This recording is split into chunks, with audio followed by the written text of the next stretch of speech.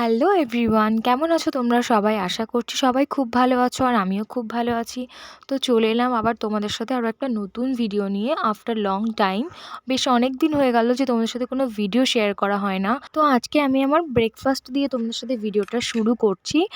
আর হচ্ছে যে আজকে ছিল হচ্ছে শুক্রবার, আর সকালবেলা উঠে পড়েছিলাম। আমি খুব সকালে উঠতে পারি না, তবে মোটামুটি সকালেই উঠেছিলাম। উঠে আমার ব্রেকফাস্টটা শুরু করছি। আর হচ্ছে যে রোদে বসে বসে ব্রেকফাস্ট করতে তো ভালোই লাগে, বিশেষ করে শীতকালে। তো আমার সাথে যারা যারা একমত আমাকে একটু প্লিজ কমেন্ট করে জানাও।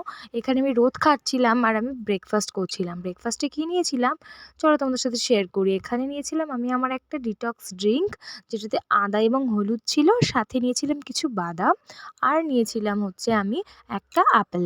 তো এটাই ছিল আজকের ব্রেকফাস্ট, আমার ব্রেকফাস্ট ওয়ান মিল। আর তারপরে ছিল আরও একটা জিনিস, যেটা আমি একটু আগে তোমার সাথে খাচ্ছিলাম, খেতে খেতে ভিডিও শেয়ার করলাম। তো চলো সেই ব্রেকফাস্টটা তোমাদেরকে বানানো দেখাই।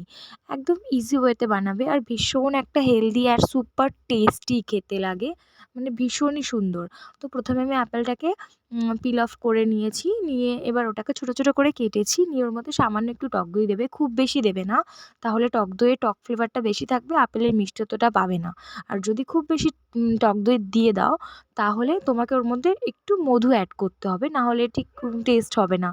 আর আরও একটা পদ্ধতিতে খেতে পারো, এই টক দইটার মধ্যে একটু চিয়া সিড ভিজিয়ে দিতে পারো, দেন তারপর এটা আপেলের সাথে মিক্স করতে পারো।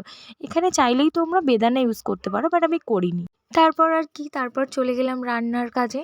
আর তার আগে বেশ সুন্দর করে আয়েশ করে রোদে বসে বসে খেয়ে নিলাম এত সুন্দর একটা ব্রেকফাস্ট।